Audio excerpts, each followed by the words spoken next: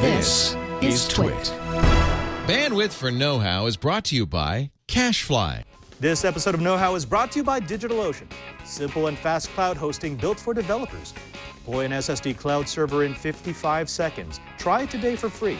Visit DigitalOcean.com, and once you sign up, be sure to enter the promo code Know-How in the billing section to get your $10 credit. And by Unity, the free personal media server. With Unity, you can access, stream, and share any media stored on your computers from your mobile devices. For more information and to download Unity for free, visit getunity.com/knowhow. That's GETYOUNITY.com/knowhow. Today on Know-How, We've got a gaming extravaganza.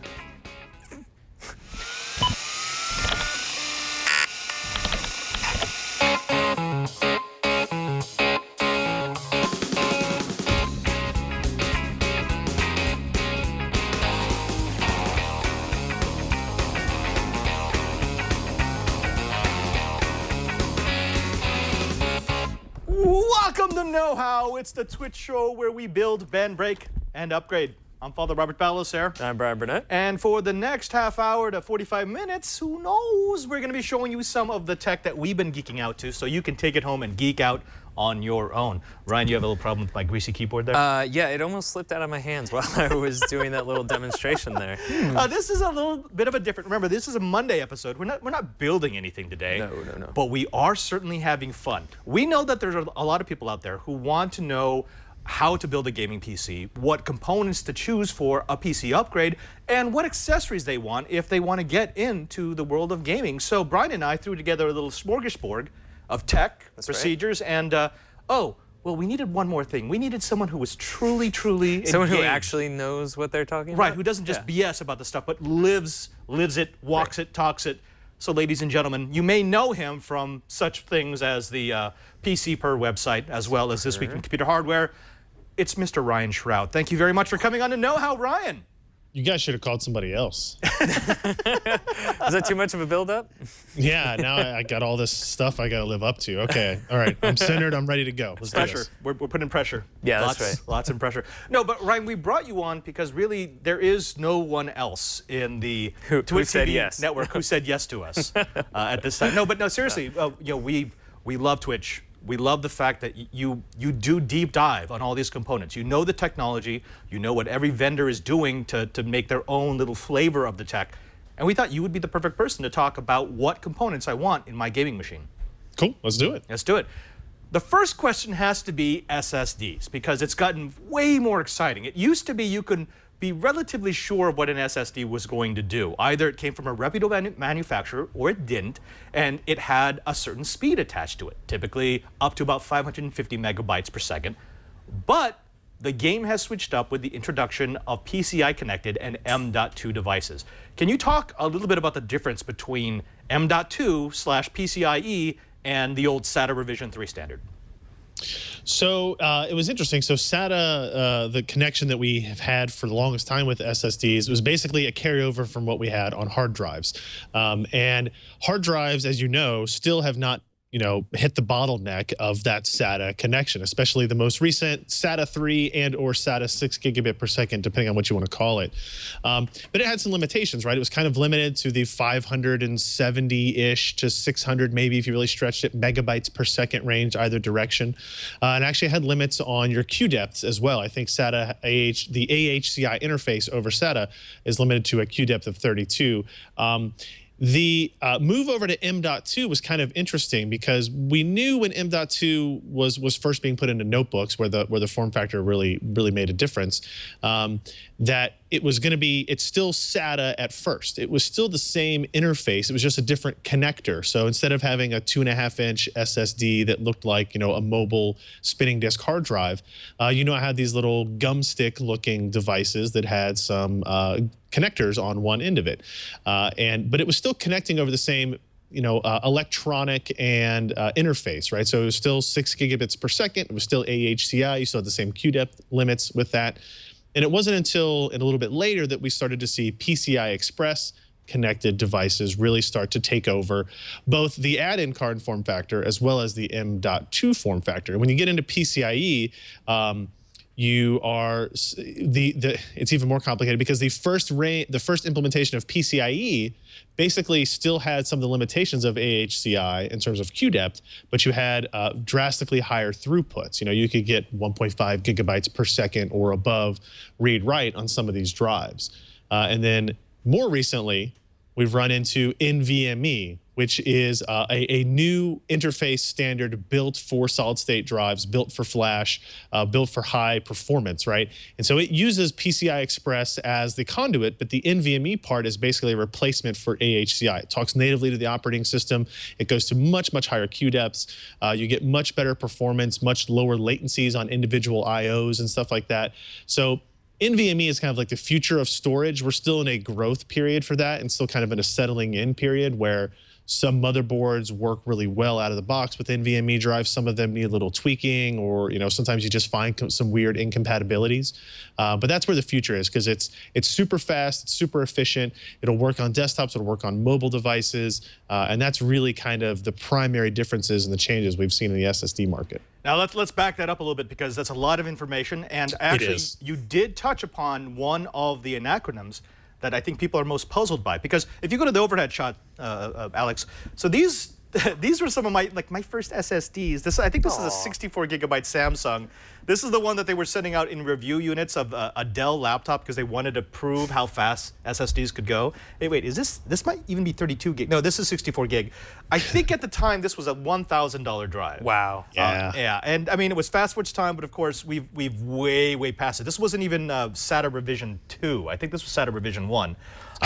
Yeah, and then we went all the way up to 128 gigabyte. I didn't know how you could top that. But we've seen a lot of sort of expansion in this realm. You've got faster and faster, all the way up to SATA revision 3 drives, which provided us with quite a bit of speed. Actually, the one that I've been using is the Savage line when I'm dealing with SATA connected computers. Ooh. But then we move from that to this, and this is that M.2 transition you were talking about. This is actually an M.2 drive mounted on top of a PCI Express board, and the idea was you needed 4 PCIe lanes. You could do it with 2, but then you would have the speed, and this could get you up to, I think it was 1,400 megabytes per second read, 1,000 megabytes per second write. But then, and this is the new hotness, and actually, Ryan, this is the one that you suggested for the ultimate virtual reality gaming machine. The one we've been building on the new screensavers, It's this one. So this is the Samsung, the hotness, the 950 Pro. This thing is actually pretty incredible. And this does NVMe. Now, to the untrained eye, if I were to open this up, these would look the same. They would both look like M.2 devices, but this speaks NVMe and this one doesn't. What's the difference? You touched a little bit about why NVMe is better, but why is it so much faster? Why is it so much better?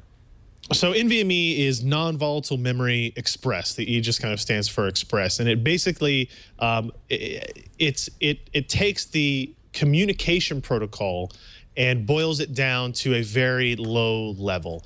And when it has that, it's basically able to transfer much higher rates, much lower latencies. It's not passing through an AHCI kind of software protocol on the Windows side either. Remember, it's hard to think, like AHCI, I think was around before even SATA. It might have been kind of a PATA interface that was legacy converted over, increased in performance a little bit along the way. And the difference is that this interface was built for devices that have tens to hundreds of thousands of IOPS per second, IO operations per second, whereas even the fastest hard drives that you have today are in the couple of hundred IOs per second. And so the interface, like the software stack, just didn't have to handle that much information before.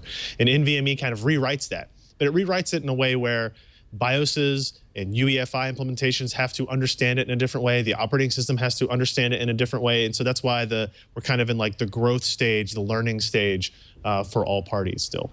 Yeah, and unfortunately, that's been the issue, because when people have asked for recommendations, you kind of have to say, well, how old is your motherboard? Because you have an M.2 slot, but it may not support the super fast drive you want. And is the price versus performance start to go up exponentially as you get closer to? Well, yeah, you're going to pay the most for M.2 NVMe drives right now. I mean, that's premium. You will pay top shelf dollars. So, you mean I'm kind of cheap, so I typically do premium and then I back down 2 steps? Yeah. And that's where I spend my money. But if you want no compromise speed, is this the fastest one on the market right now, the 950 Pro? I mean, I don't think that Intel even gets close, because I know Intel has an NVMe-enabled drive. Yep. Kingston has one that I've played with, but I don't think it's publicly available. And that's about it, right? Just the 2? Yeah, that Samsung 950 Pro is the second line of SSDs to come out that really support NVMe. Intel's 750 series SSDs were the first to do NVMe, and they aren't available in the M.2 form factor. They're available in the PCI Express add-in card.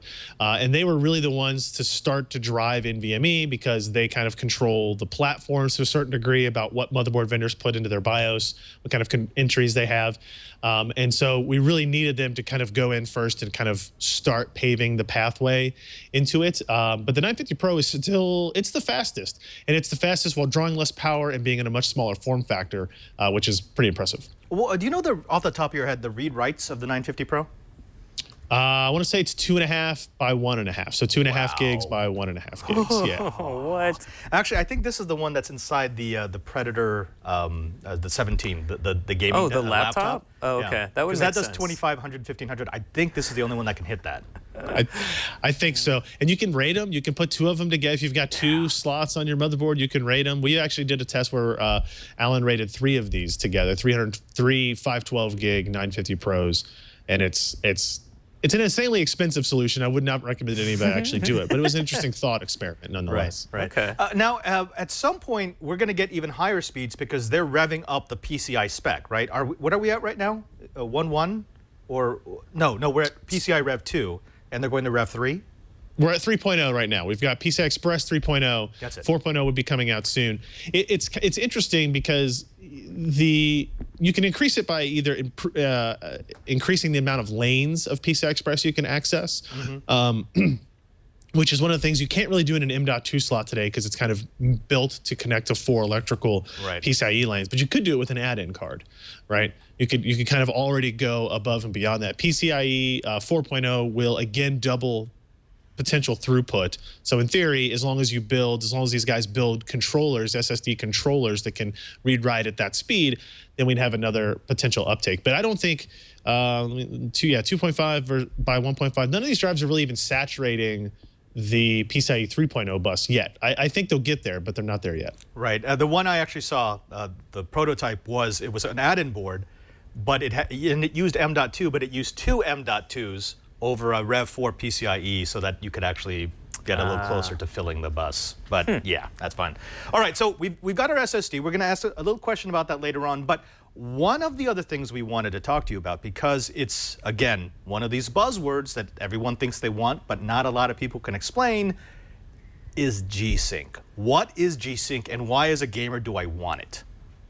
So G-Sync is NVIDIA's brand of variable refresh rate technology. AMD has their own brand called FreeSync. The idea behind G-Sync and FreeSync is that up until recently, I'd say a year and a half ago or so when G-Sync was first released, all displays draw at a fixed rate. It's at 60 hertz. It's pretty standard. Recently, we've seen 120 hertz monitors, even 144 hertz monitors. And the idea is the higher the refresh rate, the better, right? Because it has the ability to draw whatever frames are being rendered, whether it be on your desktop or in a game, faster and more frequently out to your eyes to see. The downside to that is it is a fixed refresh rate, so that if your render rate for a game, say you're rendering, you have a 60 hertz 1080p screen, if your game happens to hit a point where it's rendering at 50, if you wanted to avoid screen tearing, you had to enable VSync, which now you went into this kind of weird stutter pattern where you'd see judder and animation because the render rate didn't match the refresh rate. Variable refresh rate basically allows the monitor to refresh the screen at the same speed as the render rate, or at least an even multiple thereof.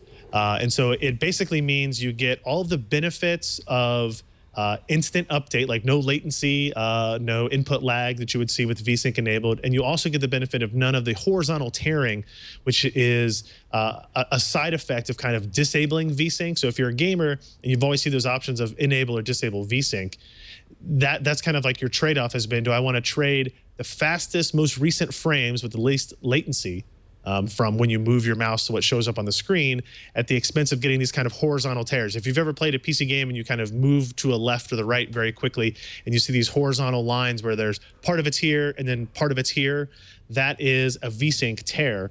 And with G-Sync and FreeSync, you don't really have that as a problem anymore. Now, this is a really, really big Acer monitor. This is their Acer Predator monitor. It actually really is big. It's a 34-inch, and this is G-Sync enabled. So we're actually very excited to play with this. I think this is the one we're actually going to use for the ultimate virtual reality video game machine thingy-moser. This does have G-Sync enabled. This will do 4K. But explain it to me in layman's terms. I understand VSync. So if you turn off VSync, you're essentially trading off the smoothness of the video. You're allowing tears in order to get the most recent frames and not lag your video. G-Sync moves that to the monitor? So essentially, instead of the monitor telling the system when it's going to draw the next frame, the system tells the monitor when it's going to draw the next frame. Okay. So there's a range, right? So there's a VRR, variable refresh rate range, that a monitor kind of gets spec'd at. I think that display goes from like 40 to 100. So anywhere between 40 and 100 hertz, or FPS, based on what you're looking at, either your game or your display, the monitor has the ability to, if it's drawn a frame, it's going to wait until it gets a command from the GPU now to say, okay, here's your next one, go ahead and start drawing from the top to the bottom, as opposed to drawing wherever it happens to be in its refresh cycle, and then where you get the tear line at. Now, the technologies have a couple of differences. G-Sync is probably still considered the better of the two variable refresh platforms. NVIDIA actually has logic built into, like, they actually develop an FPGA module that goes in every G-Sync monitor that helps control some of the things. If you really want to get into like discussions of frame doubling, so what happens when the frame rate is below the minimum refresh rate of the monitor, where the monitor can't refresh any slower, otherwise you start to see flickering. There's some logic that goes on how it decides what frame to display, if it doubles up a frame, or if it's going to wait a little bit longer. AMD doesn't have that. They don't have a module in the displays. They handle all of that on the software side in their driver. And so there's some trade-offs versus, flexibility versus compatibility that you have to look at when comparing the two techs. Now, this is actually a relatively expensive monitor. I mean, yes, it is big, and it's very beautiful when it's on, but you're talking about $1,000, and that's actually kind of a deal for the size of a G-Sync monitor. Why is the tech so expensive? Is it just because of supply and demand and the price is going to go down, or is there an inherent reason why these are going to be more expensive? So when G-Sync first launched, they were expensive displays. And a lot of it could have been attributed to supply and demand. The most popular G-Sync monitor that Asus made at the time was almost impossible to find in stock. It was always being sold over MSRP by third parties. A lot of that has kind of settled and subsided. The biggest benefit, or one of the biggest benefits that FreeSync offers to AMD users that G-Sync doesn't offer to NVIDIA users, is AMD claims that, hey, we're not going to charge any extra for FreeSync technology over typical display. NVIDIA has said, they take more of a, we're going to charge, we don't sell the monitor, it's not up to us.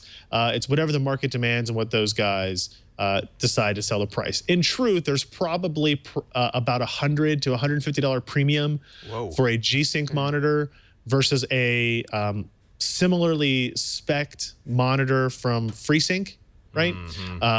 And that's unfortunate. And you could accept it when they were the only player in the market, which they were for a long time, and now there's competition, and you start to see some people bantering back and forth about why that is. But the other reason that you see it on high-end displays is that if you're going to put a technology like G-Sync in a monitor, Asus, Acer, BenQ, all these guys, they're going to put them in their best monitors, right? They're going to use the best panels. They're going to have the highest refresh rates. And so because of that, you're going to get premium components all around.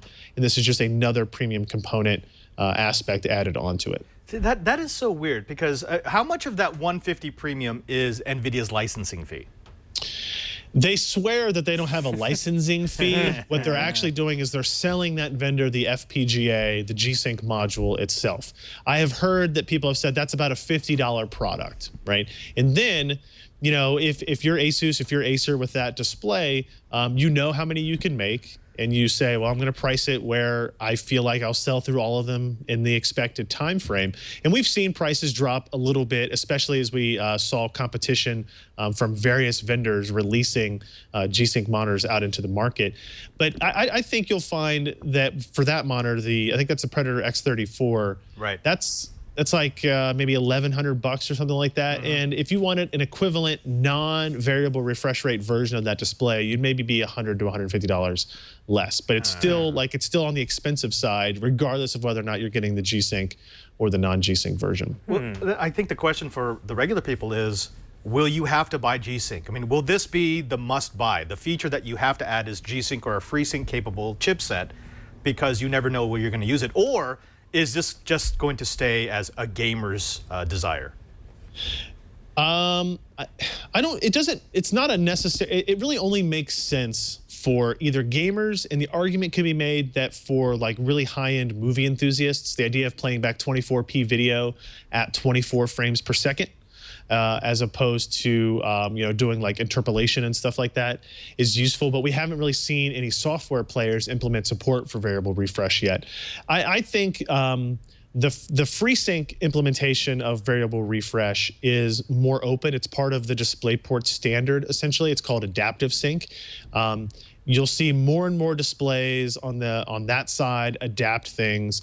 I do kind of believe eventually you might see NVIDIA have to support adaptive sync enabled displays in their driver at some point, but up through now they're kind of not. I have often said though that for a gamer, the benefits of a variable refresh monitor, whether or not you're a Radeon fan or a GeForce fan, the benefits of VRR are tremendous, and it's one of the things that you can't really know until you see it. Right? But once you see it side by side, you plug in your old monitor, you plug in your new monitor, and you see what the benefits are of either a lack of stutter or a lack of screen tearing. There's a reason why we were so high on it on PCPer for such a long time. It is a transformative, really tech that has changed PC gaming. Well, Ryan, I'm going to bring in my co-host here because he's been sort of salivating over this, and I want to keep him away from the monitor. I've been learning. I've been absorbing all this information. You are a gamer. You're way more of a gamer than I. I'm a casual gamer. If this was a $1,000 monitor and you had to pay a $100 premium, would you do it? I think if I'm already paying $1,000 for a monitor, an extra $100 for that kind of feature wouldn't be the end of the... Crazy, right? I would probably do it. I mean, I kind of want to see side by side to be able to make that decision for myself. But more than that question, it would be if I had an older kind of gaming rig, would it be worth getting the G-Sync because would it be powerful enough to play it? Or that's actually a very good question. Would that make a difference? Or should I just buy it if I have I'm building a new high-end machine and it can take advantage of G-Sync? So it's interesting because the benefits of a variable refresh display occur most obviously when you are not pegging the maximum refresh rate of the display. If you have a 60 hertz 1080p monitor and every game you play, you can run at 60 frames per second or above, you're not going to see any benefit. If you are getting a super high resolution monitor like that, it's 3440 by 1440, and maybe you're running on a little bit older or maybe a mainstream, mid-range card as opposed to a high-end card. The benefit of G-Sync is that even if you're playing at 45 or 50 or 55 frames per second, which would normally be the worst frame rate you could run at, and to either see tearing or to see screen stutter and judder, VRR prevents all of that. So I have often said a 4K monitor is the best place to see the benefits of G-Sync because no GPU can really render it 60 frames per second consistently at high image quality settings. So you're always going to be in that between 30 and 50 range where the smoothness is more apparent from something like G-Sync or even FreeSync. So it really depends on the games you play, the settings you want to play at, but all essentially G-Sync can do for you is it assures you that you will not ever have an instance of screen tearing or judder while you're gaming. Right. Cool. Okay. So that answers my question because I think if I were in that situation, I might save my money, get a G-Sync monitor and maybe wait a generation before upgrading my next video card or something like that. I'm actually with you. If I'm going to be spending $1,000 on a monitor, I will spend $1,100 to make sure I get that feature. It sounds like an important enough feature that even if I'm doing occasional gaming, I'd appreciate it in the end. So Cool. Yeah. I agree. And at what point, though, Ryan, will G-Sync just be on everything automatically? Because it sounds like one of those features that should eventually be included on every high-end monitor ever sold. I think the G-Sync brand will not ever be like FreeSync, that. though. But FreeSync / adaptive sync will be eventually on most displays. And I think when that actually occurs, you'll have to see NVIDIA support that in some capacity, right? I think what they want to do for the G-Sync brand is they have other ideas on how to improve display technology that are pretty interesting based on some of the rumors we've heard. So I think they'll maybe say, okay, variable refresh, okay, that's standard now. Now we can do X, right? But now you have the G-Sync monitor to do that. And that's really kind of NVIDIA's corporate strategy, right? Is they try to create a feature that you really desire to have in order to keep you in that GeForce ecosystem. Right. Hey, Ryan, we're going to continue. In just a bit, we actually do want to ask you about the Razer Core because you got your hands on one, and we were salivating over that at CES. I love the idea. In fact, that idea is not new, but the implementation was pretty slick. And we also have a question from our listeners, from our know-it-alls, that we want to throw to you. Is that cool? Do you have time for that? Absolutely. Yep. Okay. But before we go there, let's go ahead and take a moment to thank the sponsor of this episode of Know How. Now, folks, if you are standing up a service, if you are standing up a new app, if you are trying to put something on the internet, there used to be a way to do it. And that way to used to do it would be for you to rent some space in a colo, buy the hardware, make sure you have someone to maintain the hardware and the software, make sure that you contract with, say, a payments processor and the ISP to get the bandwidth and the financial transaction ability that you need, and then to watch all of it. Make sure it never gets compromised, because compromise would be the end of your business. You could do that. I mean, if you really like working for no reason, you can still do that. But I suggest you try something else. And what I suggest you try is DigitalOcean. DigitalOcean is the easiest way to stand up a new product, a new service, a new app that you either want to push out to the world or just to a few people. Now, we've been using DigitalOcean here at TWiT extensively. It's used by over 600,000 developers, including Randall Schwartz, Aaron Newcomb, and myself. The reason why I like it is because I can start small. I could deploy for just a few minutes or a few hours to a few people to try it out, see if my service is actually going to survive the real world. Maybe send an invite to a couple of friends to see if they like what I've built. And then with just a push of a button, I can expand that hour or minute deployment to a global deployment across all of DigitalOcean servers and data centers. It's really that simple for you to grow your business from new to global.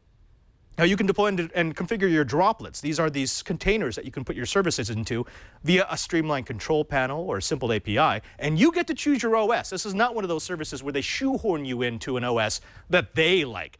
You can use Ubuntu, CentOS, Debian, Fedora, CoreOS, and FreeBSD. You can select from one of the many pre-configured one-click installs like Drupal, Docker, and Node.js to get up and running quickly and build the exact infrastructure you need with root access to servers running 100% SSDs in state-of-the-art data centers around the world. Now, DigitalOcean is highly scalable to meet your demands. I talked about this, how you can move from a very small project to a very big project just by sliding a control panel inside your UI. And they've got an extremely active community, which I like because it means that people are passionate about the service, that they want to help people who are just coming in.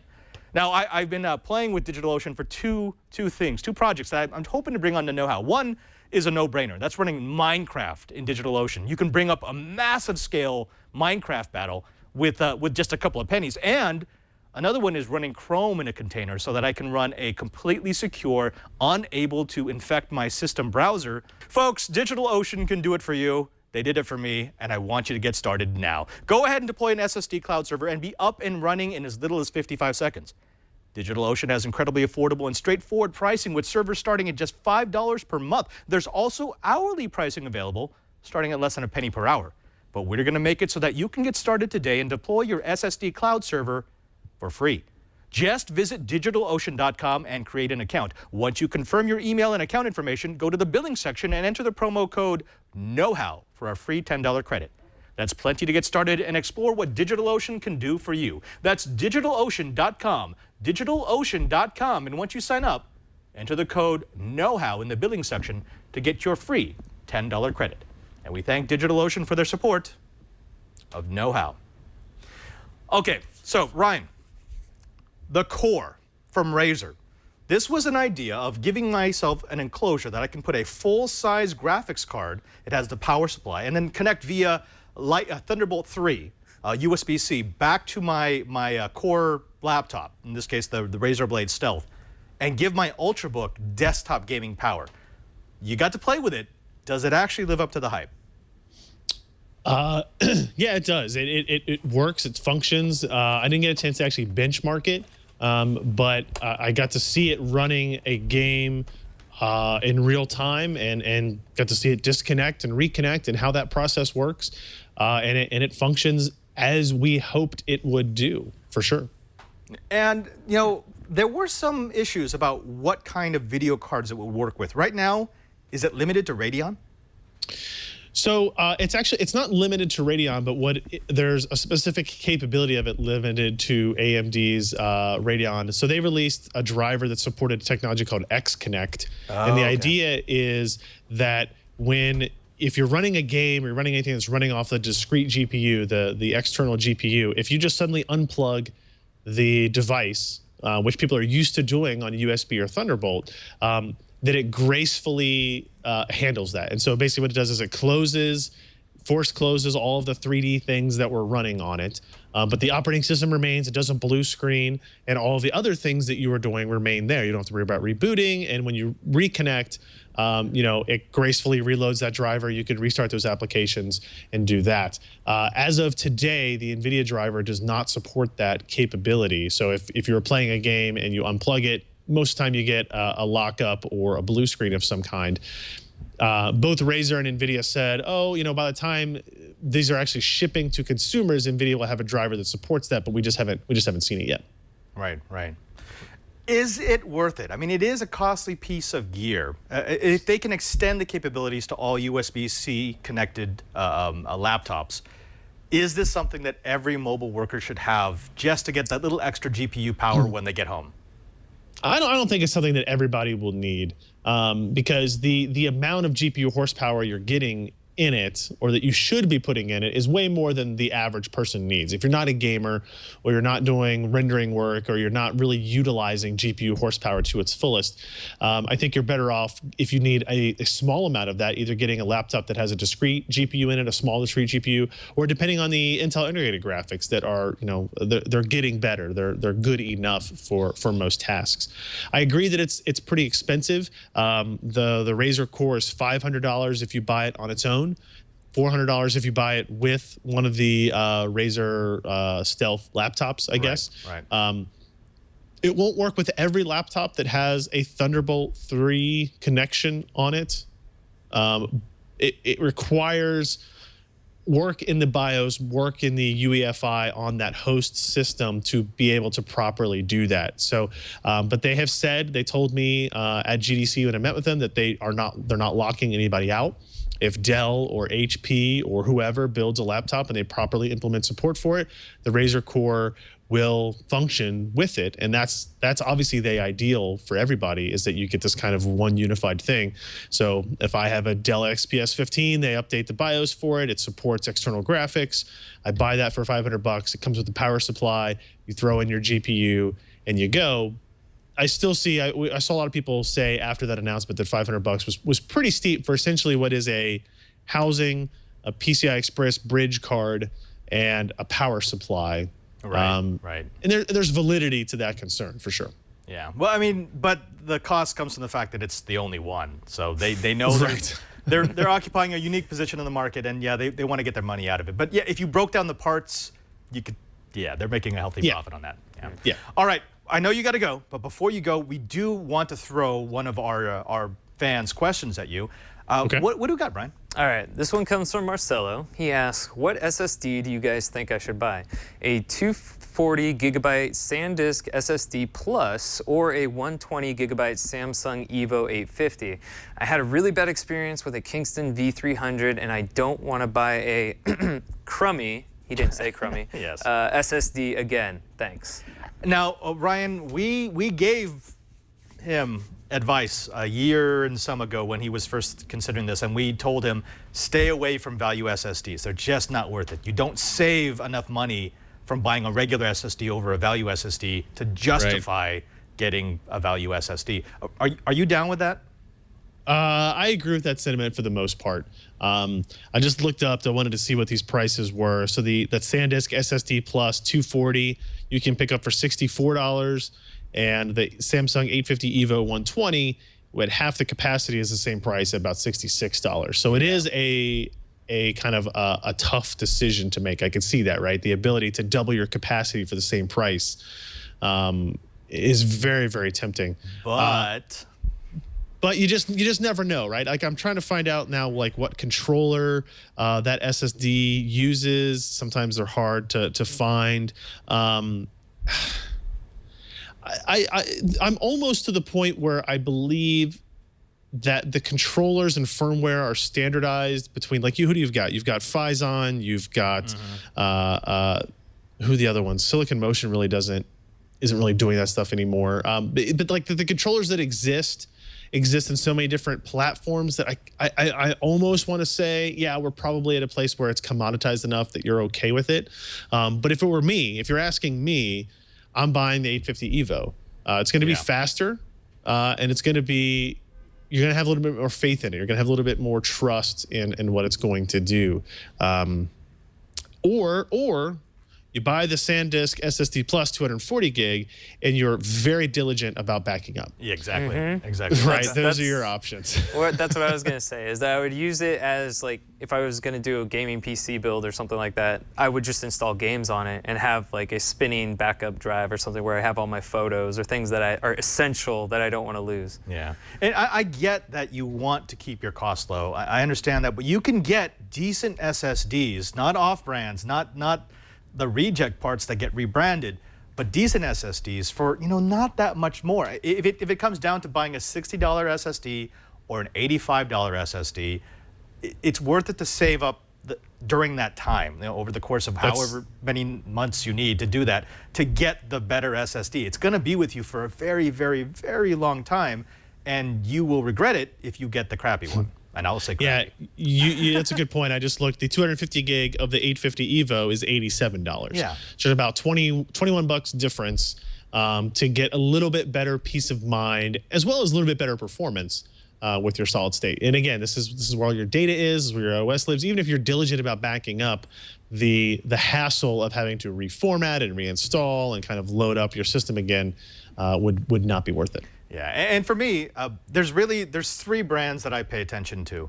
Samsung, and Samsung always has good stuff.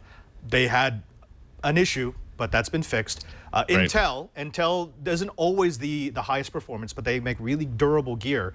And I have a soft spot for Kingston just because I use them forever in my enterprise applications, and that's the one I will continue to use in the enterprise application. So yeah, everyone's going to have the brands that they like, but those are the three brands I trust. I've never lost a bit on any of those. So, go figure. Ryan Shrout from PC Perspective, thank you so very much for joining us. You've made our Gamer Extravaganza. Wait, what did you call it? Yeah, Gamer Extravaganza. You've made our great Gamer Extravaganza. Could you please tell the folks at home, in case they don't know already, where they can find you, where they can find PC Perspective, and when they should be tuning in for one of the best hardware podcasts on the internet? Well, I'm actually on two of the best. So This Week in Computer Hardware here on the Twit Network is recorded on Thursdays at 3:30 p.m. Eastern, 12:30 Pacific. And obviously you can get that here at twit.tv/twitch, TWICH. And then obviously the rest of our stuff is at PC Perspective, PCPer.com, PCPer.com. We've got a lot of guys that do great content, whether it be cases or motherboards or video cards. Our most recent foray has been into doing system builds for VR, like we're doing here on the new screensavers, but over several different price points. We've got anywhere from a $900 to a $2,500 system, depending on what your budget happens to be.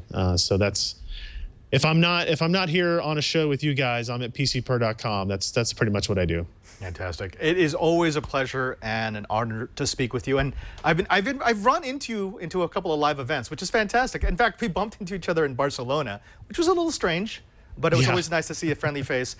Thank you, sir, again. We will invite you back whenever you have time because we value your knowledge. Thank you very much. Ryan Shrout, and we bid you farewell.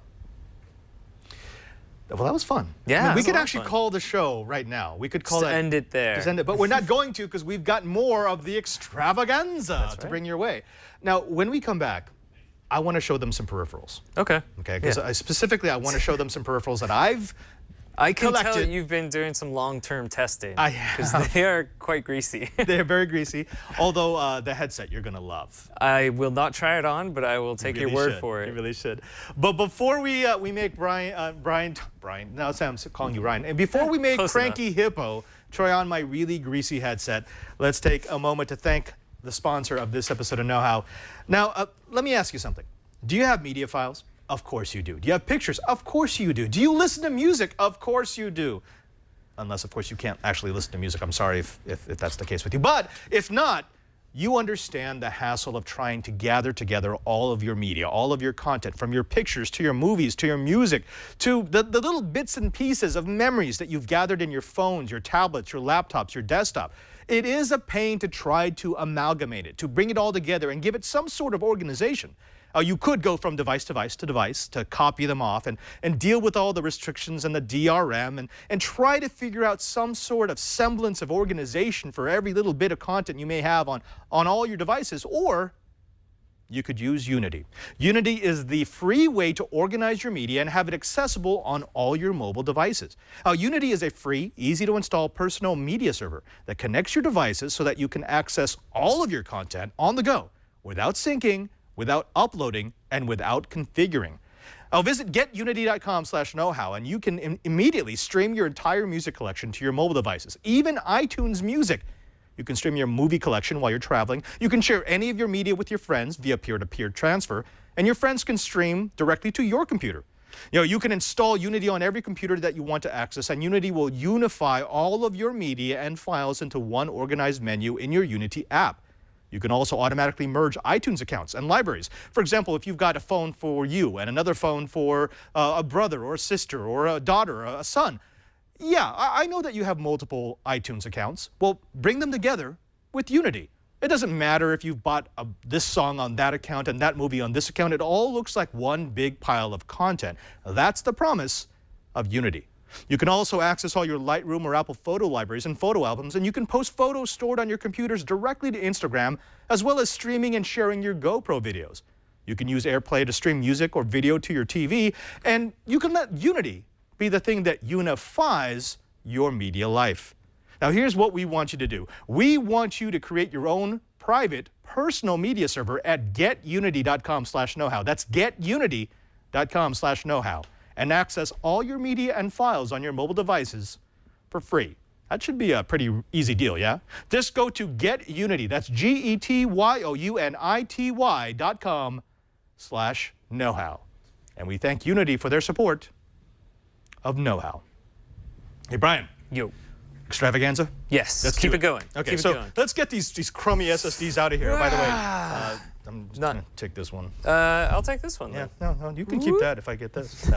Oh, okay, no, seriously, we got to bring those back. I don't know what I'm missing out with. I do want to show you some of the things that I've collected for gaming. Now, this is kind of my pride and joy. Now, bag? you know that my favorite headset is an Audio-Technica, the new M7s. Those are great. They're fantastic. You need a little something else for gaming. I mean, right, because I mean, when you're gaming, you want kind of a surround. You want a mic. You want surround sound. And that's what this is. Now, this is their Cloud 2, and I have to say, next to the M7, probably the most comfortable headset that I've ever worn.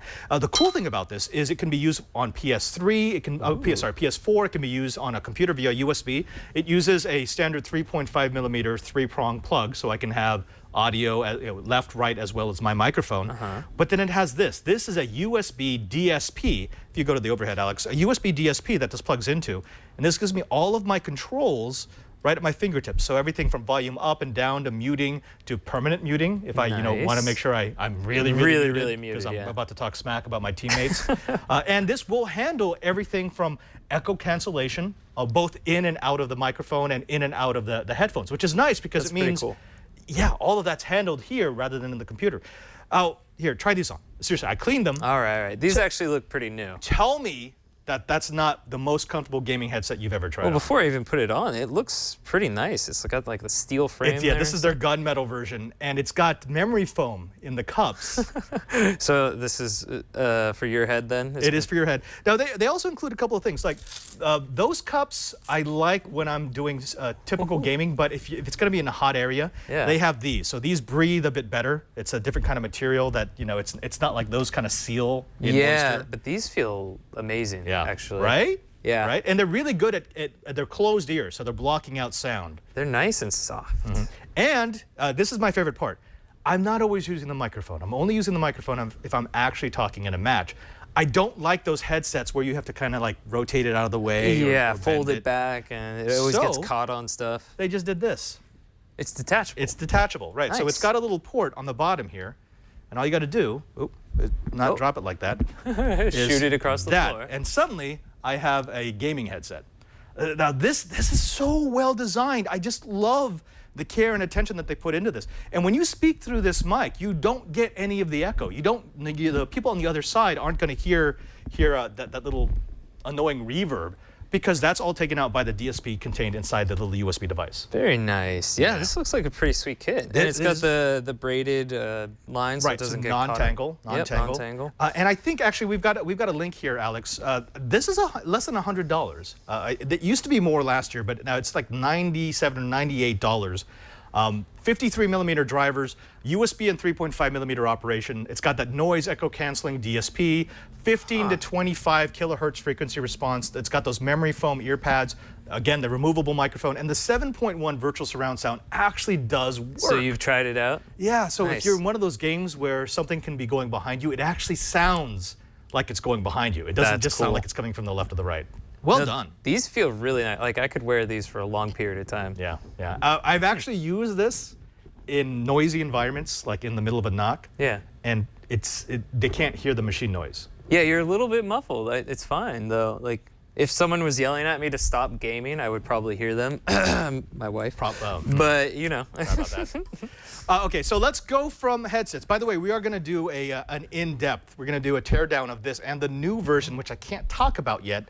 But new version. There's a new version. Does that mean I can play with the old version? Maybe. But they're hot. They're really hot. We're going to be having them on the new screensavers, I think, in 2 or 3 weeks when I get back from Hawaii. Nice. So if you want to see what a really good gaming headset looks like, I like those. Stay tabbed.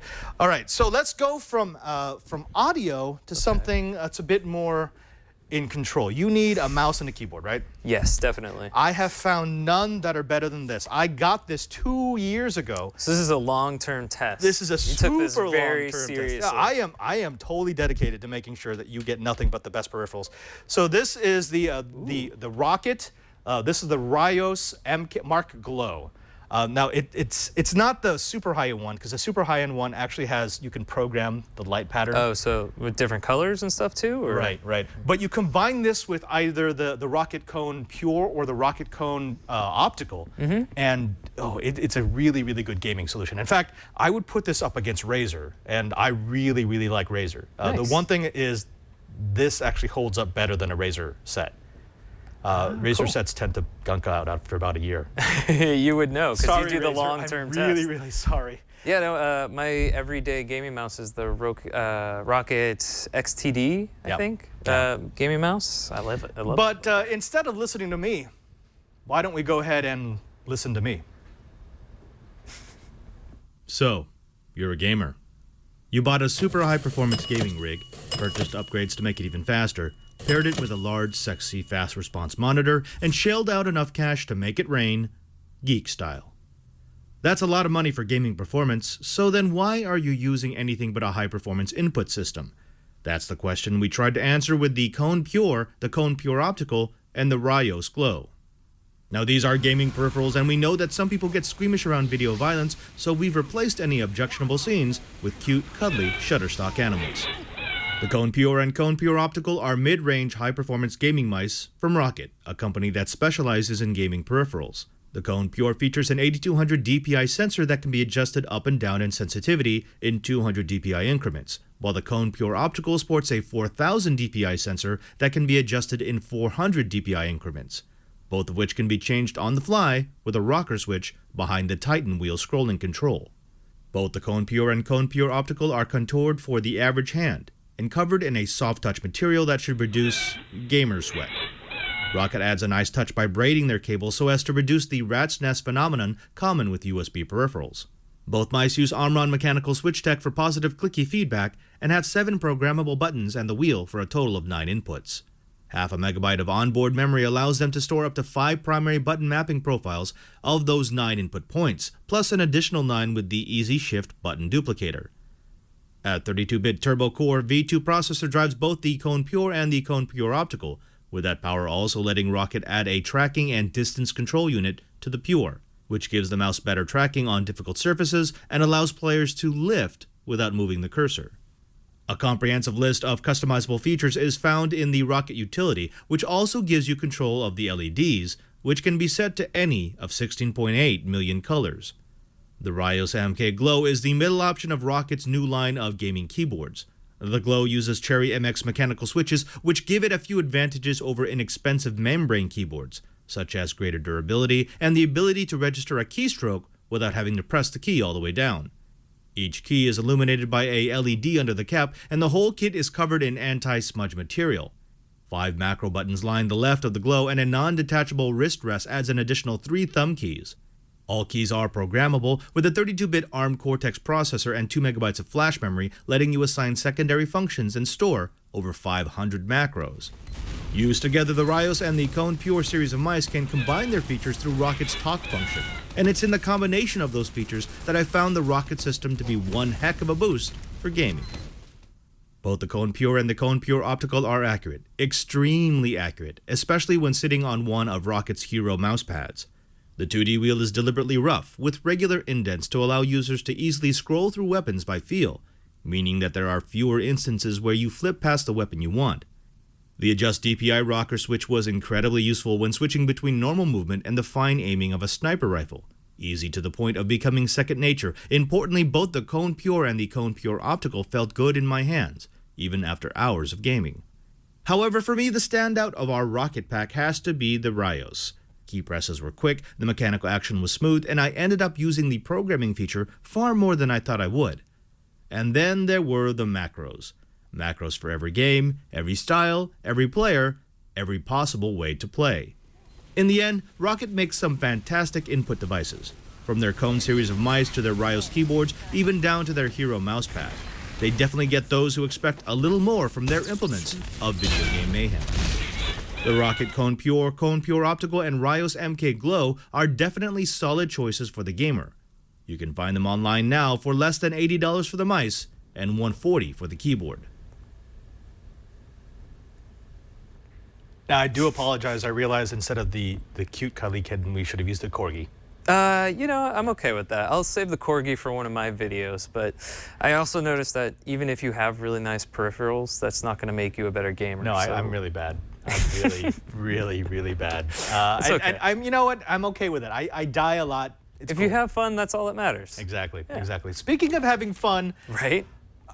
we like Predators. The Predator desktop series is actually pretty good. The Predator laptop series is pretty good. We just saw the Predator 34-inch monitor. We're going to have extensive reviews on everything, including this, because This this was supposed to go to me, but it got intercepted by my erstwhile co-host. What is this, Brian?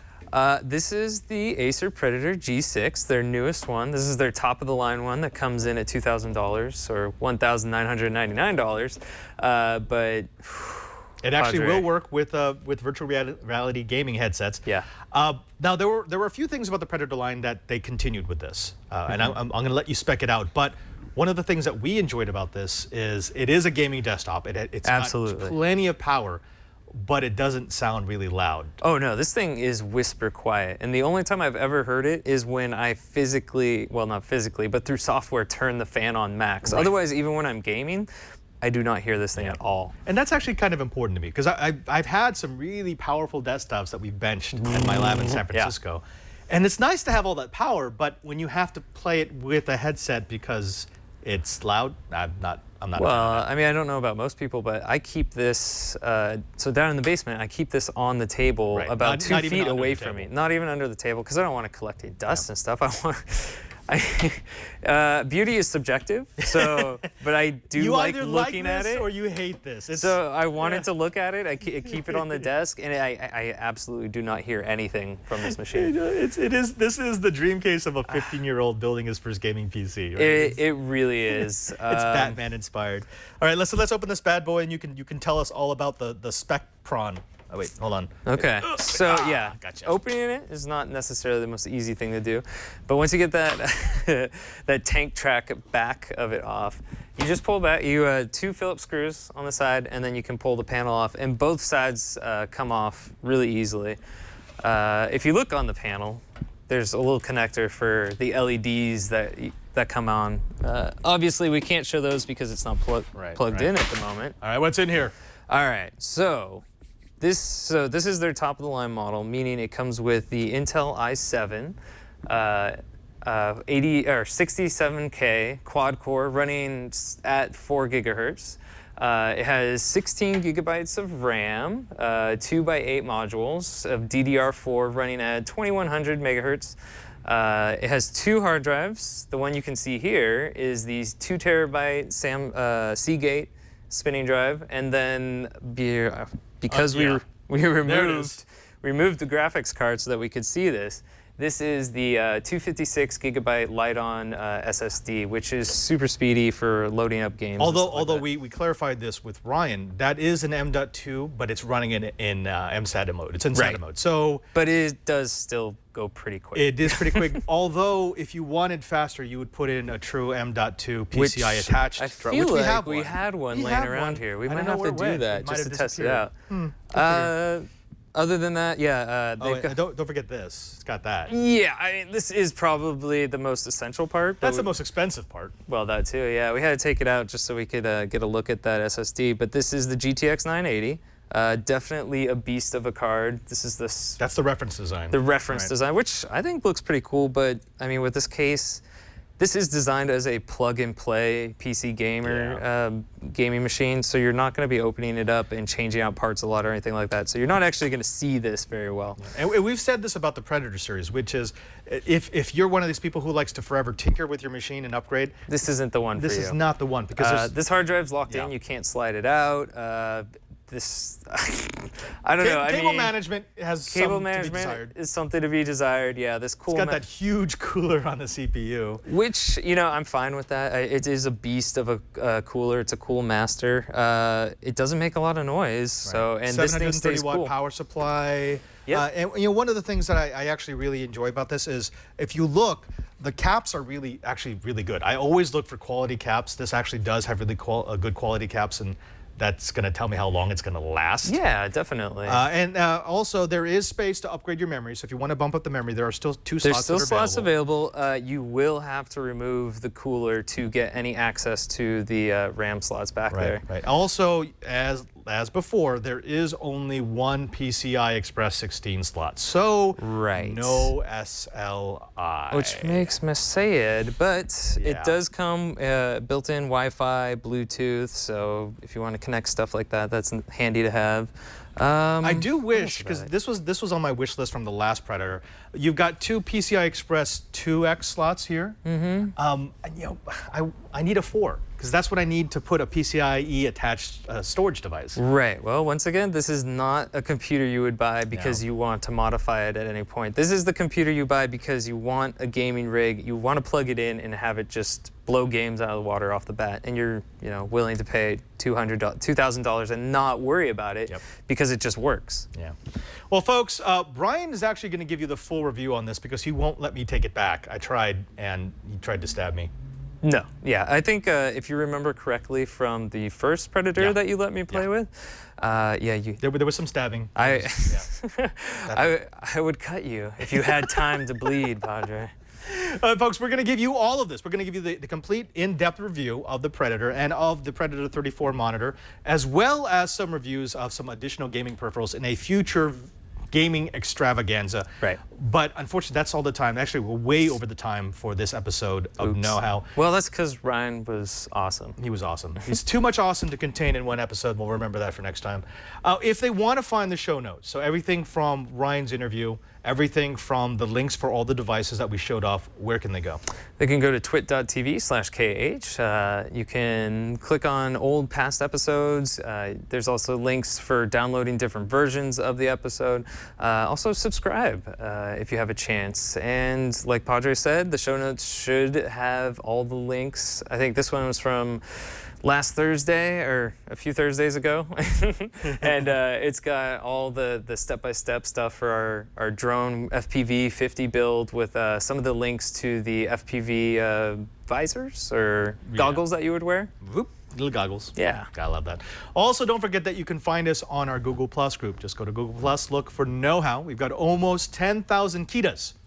That's know-it-alls. I was wondering what that was. They can't be KIAs. That's No, disrespectful. no. So we've got a bunch of Kitas in there who are willing to help you with their project, or if you're an expert DIYer, maker, if you like to put things together, if you like to assemble your own gaming desktop, please join, please jump in, please lend your voice, because the more Kitas we have, the more knowledge we have available to us. But that's not the only place you can find us on the interwebs. No. We're also on Twitter if you want a behind-the-scenes look at what's coming up, or if you want to see how Padre preps for for pre-recorded know-hows, like I did earlier before this episode. how about that? You should follow us on Twitter. I am at cranky_hippo. And I am at Padre SJ. And our director, Jim Bob, you can find him at sounds about right. ANELF3. Yeah, Jim Bob. Jim Bob. Yeah, ANELF3 is ANL3. Please say hi to Jim Bob. Until next time. Oh, Jim Bob, who's having a Manhattan. Could be a mint julep. How about that? I'm Father Robert Ballecer, the digital Jesuit. And now that you know how. No, wait. Have you forgotten your name? I'm Bryan Burnett. And now that you know how. Go do it. It's been a long day.